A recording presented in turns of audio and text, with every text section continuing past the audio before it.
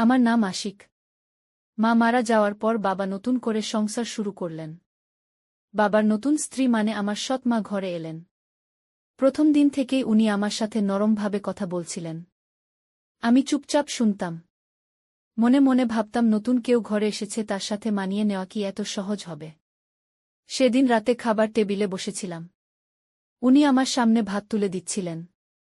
বললেন, আশিক খাও, তুমি অনেক শুকিয়ে গেছ। আমি মাথা নিচু করে খেতে লাগলাম। বাবা তখনও আমার পাশে ছিলেন। তিনি খুশি মনে বলছিলেন, তোমাদের দুজনকে আমি একসাথে দেখতে চাই। তখন মনে হচ্ছিল আমি হয়তো ধীরে ধীরে উনাকে মেনে নিতে পারব। কিছুদিন কেটে গেল। স্কুল থেকে ফিরে ঘরে ঢুকলেই উনি দরজার কাছে দাঁড়িয়ে থাকতেন। বলতেন, এসেছ, চলো হাত মুখ ধুয়ে নাও। তারপর উনি আমার জন্য দুধ গরম করে দিতেন। মনে হচ্ছিল অনেকটা নিজের মায়ের মতো করে যত্ন নিচ্ছেন। কিন্তু মন বলতো মায়ের মতো কেউই হতে পারবে না। একদিন সন্ধ্যায় বিদ্যুৎ চলে গেল। বাড়ির সব ঘর অন্ধকার হয়ে গেল। আমি মোমবাতি খুঁজছিলাম। তখন উনি এসে বললেন, ভয় পেও না, আমি আছি। আমার হাতে মোমবাতি ধরিয়ে দিলেন। সেই আলোতে উনার মুখটা খুব কাছে মনে হচ্ছিল। উনি হাসছিলেন আর বলছিলেন, অন্ধকারে মন যেন আরও ভয় পায়, তাই আলো দরকার। আমি কিছু বললাম না, শুধু উনার চোখের দিকে তাকিয়ে রইলাম। রাত বাড়ল। বাবা তখন বাইরে ছিলেন অফিসের কাজে। আমি একা ঘরে বসেছিলাম। সৎমা এসে বললেন, একা বসে আছো কেন, চলো বারান্দায় একটু বসি। আমরা দুজন বারান্দায় বসে আকাশ দেখছিলাম। উনি বললেন, তারাগুলো দেখো কেমন ঝলমল করছে। আমি বললাম, হ্যাঁ, কিন্তু আমার মনে হয় মা ওখানেই আছে, আমাকে দেখছে। উনি ধীরে করে আমার কাঁধে হাত রাখলেন। বললেন, আমিও তোমার মায়ের জায়গা নিতে পারব না, তবে আমি চাই তোমার পাশে থাকতে। আমি তখনও চুপ করেছিলাম, শুধু মনে হচ্ছিল বুকের ভেতর কিছু যেন কাঁপছে। কিছুদিন পর স্কুলে আমার পরীক্ষা ছিল। সারারাত বই পড়ছিলাম। উনি এসে আমার পাশে বসে বললেন, চোখে ঘুম জমেছে, একটু বিশ্রাম নাও। আমি বললাম, যদি ঘুমিয়ে যাই তবে পড়া শেষ হবে না। তখন উনি আমার মাথায় হাত বুলিয়ে দিলেন। বললেন, ঘুমিয়ে নিলে মন সতেজ হবে, তখন আরও ভালো পড়তে পারবে। আমি অজান্তেই মাথা উনার কাঁধে রেখে একটু ঘুমিয়ে পড়লাম। ঘুম ভাঙতেই দেখি ভোর হয়ে গেছে, উনি এখনও আমার পাশে বসেছিলেন। মনে হচ্ছিল উনি সত্যিই চাইছেন আমি যেন ভালো থাকি। এরপর থেকে উনার সাথে কথা বলা আরও সহজ হয়ে গেল। আমরা একসাথে রান্নাঘরে বসে গল্প করতাম। উনি কখনো মায়ের কথা তুলতেন। বলতেন, তোমার মা নিশ্চয়ই তোমাকে অনেক ভালোবাসতেন। আমি বলতাম, হ্যাঁ মা আমাকে সবসময় বুকে আগলে রাখতেন। তখন উনি নিঃশব্দে আমার হাতটা ধরতেন, যেন বলতে চাইতেন তিনিও আমায় আগলে রাখতে চান। এক রাতে বৃষ্টি হচ্ছিল। জোরে জোরে ঝড়ের শব্দে আমি ভয় পেয়ে গেলাম। ঘুম থেকে উঠে বারান্দায় দাঁড়িয়েছিলাম। সৎমা তখন দরজা খুলে বললেন, ভয় পাচ্ছ কেন, আমি আছি। তিনি আমার পাশে দাঁড়ালেন। বৃষ্টির শব্দে আমরা কিছুক্ষণ চুপ করে রইলাম। হঠাৎ উনি বললেন, আশিক, আমি জানি তুমি আমাকে মায়ের মতো ভাবো না। কিন্তু আমি চাই তুমি অন্তত আমাকে আপনার আপনজন ভেবে নাও। আমি তখনও চুপ ছিলাম। শুধু মনে হচ্ছিল বুকের ভেতর এক অদ্ভুত উষ্ণতা জমে উঠছে। সেদিন থেকে আমি উনাকে দূরে ঠেলতে পারিনি। বরং উনার সাথে সময় কাটানোই আমার কাছে স্বস্তির হয়ে উঠল। মনে হচ্ছিল আমার ভাঙা জীবনে নতুন এক আলো জ্বলে উঠছে। আমার প্রাণের বন্ধুরা, তোমাদের ছোট্ট একটি অনুরোধ, আজকের গল্পটি ভালো লেগে থাকলে অবশ্যই এই ভিডিওতে একটি লাইক দিয়ে চ্যানেলটি সাবস্ক্রাইব করে দাও প্লিজ। সেদিন রাতে বারান্দায় দাঁড়িয়ে বৃষ্টির দিকে তাকিয়েছিলাম। হাওয়ায় ভিজে গন্ধ ছড়িয়ে পড়ছিল। সৎমা আমার পাশে এসে দাঁড়ালেন। বললেন, আশিক, ভয় করো না, আমি আছি। তারপর আস্তে আস্তে আমার হাতটা ধরলেন। আমি কিছু বললাম না, কিন্তু বুকের ভেতর কেমন জানি কাঁপছিল। পরদিন সকালে ঘুম ভাঙল পাখির ডাক শুনে। চোখ খুলেই দেখলাম জানালার পাশে উনি দাঁড়িয়ে আছেন। চুলগুলো খোলা ছিল, বাতাসে উড়ছিল। আমি তাকিয়ে রইলাম। উনি হেসে বললেন, কি দেখছ, উঠে পড়ো, স্কুলে যেতে হবে। আমি লজ্জা পেয়ে মুখ ঘুরিয়ে নিলাম। মনে হচ্ছিল আমি কেন এতক্ষণ তাকিয়ে রইলাম। স্কুল থেকে ফিরে এলাম ক্লান্ত হয়ে। উনি আমার সামনে নাস্তা এনে রাখলেন। বললেন, খাও, সারাদিন পরিশ্রম করেছ।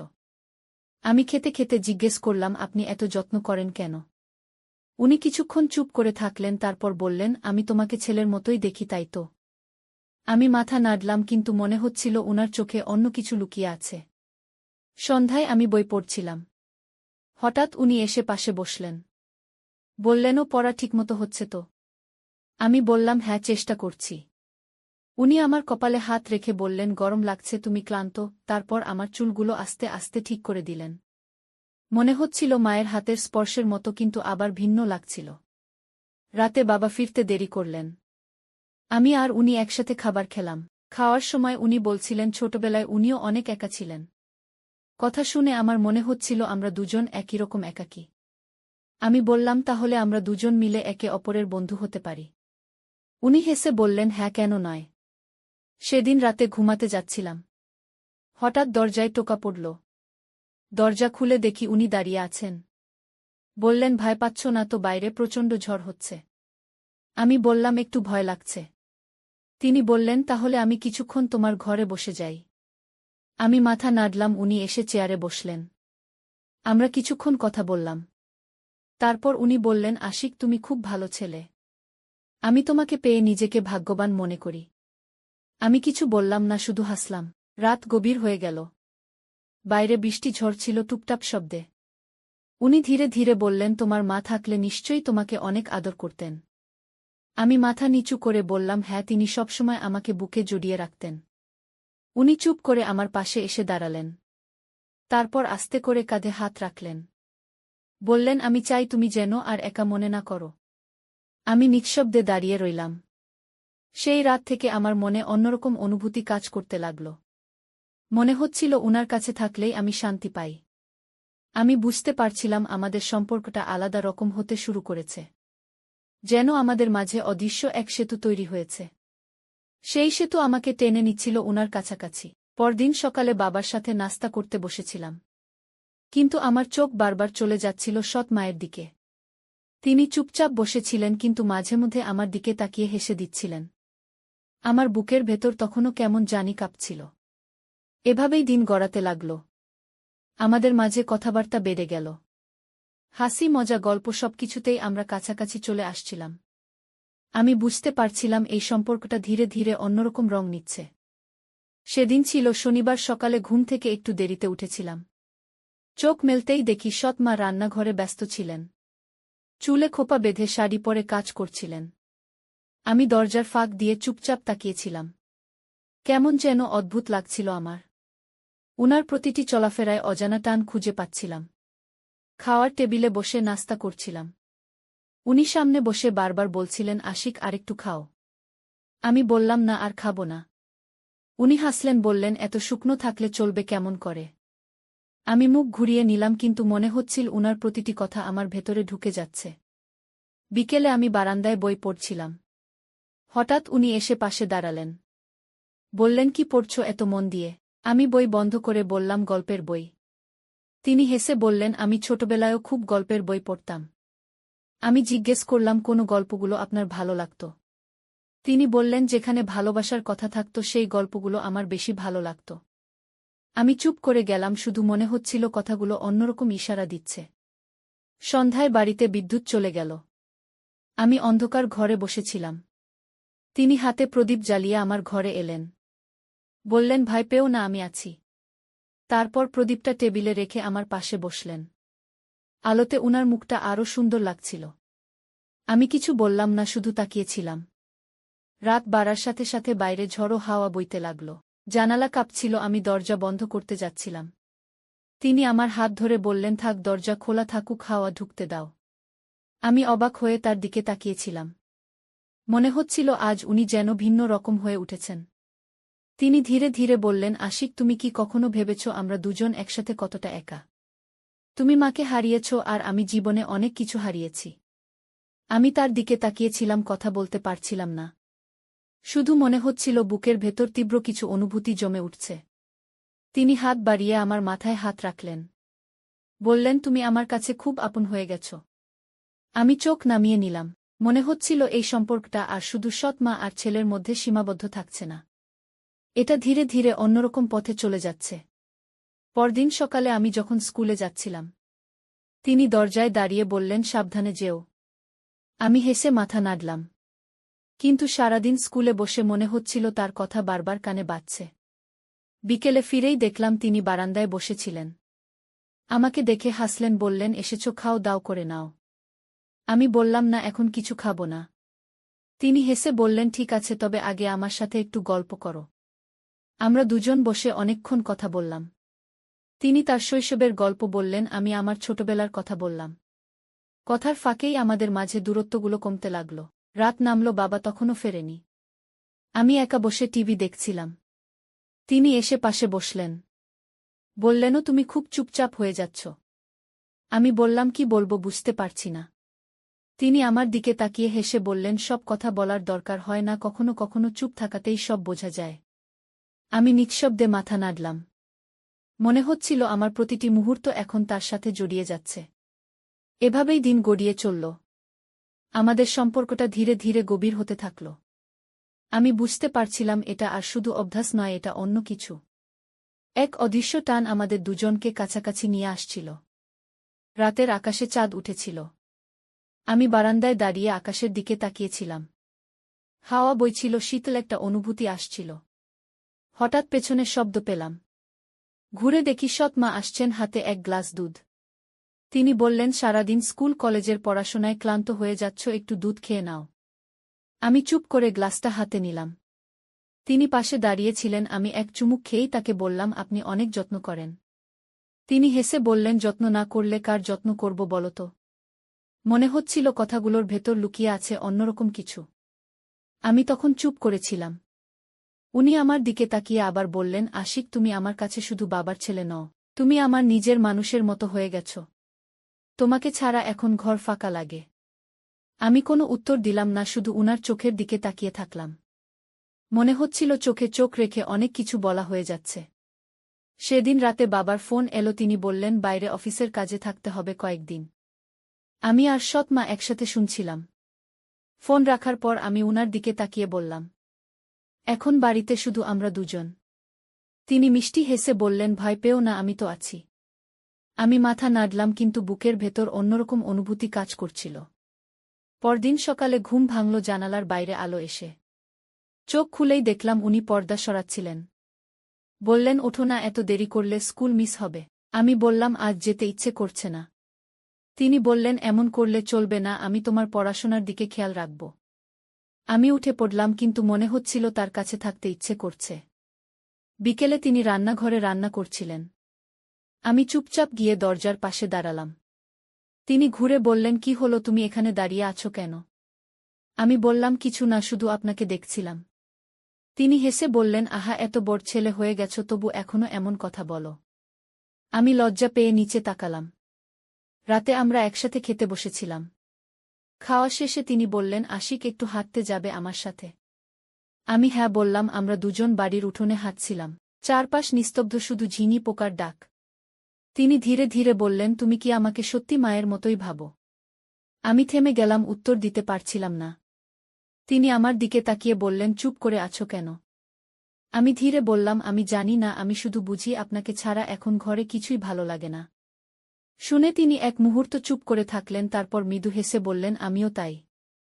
সেই রাতে আমি ঘুমোতে পারিনি। বারবার মনে হচ্ছিল আমাদের সম্পর্কটা অন্যরকম হয়ে যাচ্ছে। আমি বুঝতে পারছিলাম এটা শুধু মা ছেলের সম্পর্ক নেই, এটা ধীরে ধীরে আরও গভীর হচ্ছে। কিন্তু তবুও একটা ভয় কাজ করছিল, যদি কেউ জেনে যায় তবে কি হবে। পরদিন বিকেলে বৃষ্টি এলো। বাড়ির চারপাশ ভিজে গেল। আমি বারান্দায় বসে বৃষ্টির দিকে তাকিয়েছিলামও। তিনি এসে আমার পাশে বসলেন। বললেনও, বৃষ্টির সময় মন বেশি একা লাগে না? আমি বললাম, হ্যাঁ, তবে আপনার সাথে থাকলে একা লাগে না। তিনি হেসে ধীরে ধীরে আমার হাতের উপর হাত রাখলেন। আমি কিছু বললাম না, শুধু বুকের ভেতর কাঁপছিল। রাত নেমে এলো, চারপাশে অন্ধকার। আমাদের ঘরের আলো নিভে গিয়েছিল। তিনি প্রদীপ জ্বালিয়ে আমার ঘরে এসে বললেন, আলোতে পড়াশোনা করো, চোখ নষ্ট হবে। আমি বই খুলে বসেছিলাম। তিনি পাশে বসে গল্প করতে লাগলেন। মাঝে মাঝে আমি তার দিকে তাকিয়ে থাকতাম। তিনি কিছু বলতেন না, শুধু মিষ্টি হাসতেন। মনে হচ্ছিল নিঃশব্দের ভেতরেও সব কথা বলা হয়ে যাচ্ছে। এভাবেই দিনগুলো কাটছিল। আমাদের মাঝে দূরত্ব ভেঙে যাচ্ছিল। আমি সেই রাতে ঘরে শুয়েছিলাম, কিন্তু ঘুম আসছিল না। বারবার মনে হচ্ছিল অর্পিতা পাশে থাকলে কেমন লাগত। তখন মনে হচ্ছিল আমার জীবনে অনেক শূন্যতা আছে, যা অর্পিতা ধীরে ধীরে পূরণ করে দিচ্ছিল। আমি জানতাম সমাজের চোখে এটা স্বাভাবিক নয়, কিন্তু মনকে থামানো যাচ্ছিল না। সকালে উঠেই আমি বাইরে গেলাম বাজারে জিনিসপত্র আনতে, কারণ অর্পিতা আগের দিন বলেছিল কিছু ফল আনতে। আমি ফিরতেই দেখলাম সে উঠোনে বসে কাপড় শুকাচ্ছিল, রোদে দাঁড়িয়ে তার চুল বাতাসে উড়ছিল। আমি তাকিয়েই রইলাম তার দিকে। সে হঠাৎ ঘুরে আমাকে দেখে হাসল, বলল, আশিক তুমি এত দেরি করলে কেন? আমি হেসে বললাম, তোমার পছন্দের ফল খুঁজতে গিয়েছিলাম। ওই মুহূর্তে তার চোখে যে কোমলতা আমি দেখেছিলাম সেটা আমাকে দুর্বল করে দিচ্ছিল। অর্পিতা কাছে এসে বলল, তুমি কত যত্নশীল আশিক। আমি তখনও কিছু বলতে পারছিলাম না, শুধু তাকিয়েছিলাম তার ঠোঁটের দিকে, যেন সব কথা সেখানে লুকানো আছে। বিকেলে আমি বারান্দায় বসেছিলাম বই হাতে, কিন্তু মনোযোগ কোথাও ছিল না। হঠাৎ অর্পিতা এসে বলল, আশিক এক কাপ চা খাবে? আমি হেসে মাথা নেড়েছিলাম। ও ভেতর থেকে চা নিয়ে এসে আমার পাশে বসে বলল, জানো আমি আগে কখনো এত নির্ভরতা পাইনি কারো থেকে। তোমাকে পাশে পেয়ে আমার মনে হয় আমি একা নই। তখন আমার বুক কেঁপে উঠল। আমি আস্তে করে বললাম, তুমি চাইলে আমি সবসময় পাশে থাকব। অর্পিতা তাকিয়ে রইল আমার চোখে কিছুক্ষণ, তারপর নিচে তাকিয়ে আস্তে হাসল, বলল, তোমার চোখে যা আছে আমি বুঝতে পারছি আশিক, কিন্তু আমি ভয় পাই সমাজ কি বলবে। আমি মাথা নেড়ে বললাম, সমাজের কথা ভাবলে কি মনকে থামানো যাবে? রাতে খাওয়া শেষ করে আমরা উঠোনে একটু হাঁটছিলাম, আকাশে চাঁদ উঠেছিল, চারপাশে নীরবতা। তখন অর্পিতা আস্তে বলল, আশিক তুমি কি জানো আমি কতদিন ধরে একাকিত্বে ভুগছিলাম? তোমাকে পেয়ে মনে হচ্ছে নতুন আলো জ্বলে উঠেছে। আমি তার হাতটা আস্তে ধরে বললাম, আমি চাই না তুমি আর একা থাকো। সে এক মুহূর্তে চুপ করে গেল, তারপর ধীরে ধীরে আমার কাঁধে মাথা রাখল। আমার বুকের ভেতর কেমন একটা অনুভূতি হচ্ছিল, তখন মনে হচ্ছিল সময় থেমে গেছে। আমি তার চুলে হাত বুলিয়ে দিলাম। সে শান্ত স্বরে বলল, আশিক যদি কখনো দূরে চলে যাও আমি ভেঙে যাব। আমি তাকে আশ্বাস দিয়ে বললাম, আমি কোথাও যাব না, আমি আছি শুধু তোমার জন্য। সেই রাতটা ছিল অন্যরকম, মনে হচ্ছিল আমরা দুজনেই একে অপরের জন্য তৈরি হয়েছি। হয়তো নাম ভিন্ন, সম্পর্ক ভিন্ন, কিন্তু হৃদয়ের টানটা ছিল সবচেয়ে সত্যি। আমরা দুজনেই সেই অনুভূতি বুঝতে পারছিলাম। সেই রাতের পর থেকে আমি আর অর্পিতা একে অপরকে নতুন চোখে দেখতে শুরু করেছিলাম। আমি জানতাম সমাজ এটাকে মেনে নেবে না, কিন্তু মন তো নিয়ম মানে না। মন তো শুধু টান খোঁজে। অর্পিতা মাঝে মাঝে আমার দিকে তাকিয়ে হালকা হাসত। আমি বুঝতাম সে আমার মতোই দ্বিধায় আছে। তবুও আমাদের মধ্যে দূরত্ব আর থাকছিল না। একদিন সন্ধ্যায় বৃষ্টি নামল। আমি বারান্দায় দাঁড়িয়ে বৃষ্টি দেখছিলাম। অর্পিতা এসে পাশে দাঁড়াল। তার চুল ভিজে যাচ্ছিল, তার চোখে এক অদ্ভুত ঝিলিক ছিল। আমি তাকে জিজ্ঞেস করলাম, তুমি কি খুশি অর্পিতা? সে আস্তে বলল, যখন তুমি পাশে থাকো তখন সবকিছুতে আনন্দ খুঁজে পাই। তুমি না থাকলে মনে হয় আমি আবার একা হয়ে যাব। আমার বুক কেঁপে উঠল। আমি বললাম, তাহলে প্রতিশ্রুতি দাও তুমি কখনো আমাকে ছেড়ে যাবে না। অর্পিতা আমার চোখের দিকে তাকিয়ে বলল, আমি যাব না আশিক, তুমি কি আমার ছেড়ে যাবে? আমি তার হাত ধরে বললাম, না, আমি সারা জীবন তোমার পাশে থাকব। ওই মুহূর্তে আমাদের সব দ্বিধা দূর হয়ে গেল। আমরা দুজনেই একে অপরের কাছে নিজেদের সমর্পণ করলাম। যে ভালোবাসা এতদিন বুকের ভেতর লুকিয়েছিল তা একসাথে ঝরে পড়ল। বৃষ্টির শব্দে চারপাশ ভরে যাচ্ছিল, কিন্তু আমার আর অর্পিতার হৃদয়ে তখন শুধু নীরব সুর বাজছিল। আমরা দুজনেই বুঝলাম, এই সম্পর্কই আমাদের সত্যি। সমাজ হয়তো বিচার করবে, কেউ হয়তো গ্রহণ করবে না, কিন্তু আমাদের হৃদয় বলছিল, ভালোবাসার কোনো নিয়ম নেই, শুধু টান থাকে, শুধু মমতা থাকে। আমি অর্পিতাকে জড়িয়ে ধরে বললাম, তুমি আমার জীবন অর্পিতা, তুমি ছাড়া আমি কিছু ভাবতে পারব না। সে আমার বুকে মাথা রেখে বলল, তাহলে প্রতিদিন তুমি আমায় এভাবেই আগলে রেখো আশিক। আমার মনে হল সব অন্ধকার কেটে গেছে। একটা নতুন সকাল আমাদের জীবনে জন্ম নিল। সেই রাতের পর থেকে আমি আর অর্পিতা আর কখনো একা থাকিনি। আমরা একে অপরের ভেতরেই পূর্ণতা খুঁজে পেয়েছিলাম। আমাদের গল্প সমাজ হয়তো বোঝেনি, কিন্তু আমাদের কাছে এটাই ছিল সবচেয়ে সত্যি ভালোবাসা।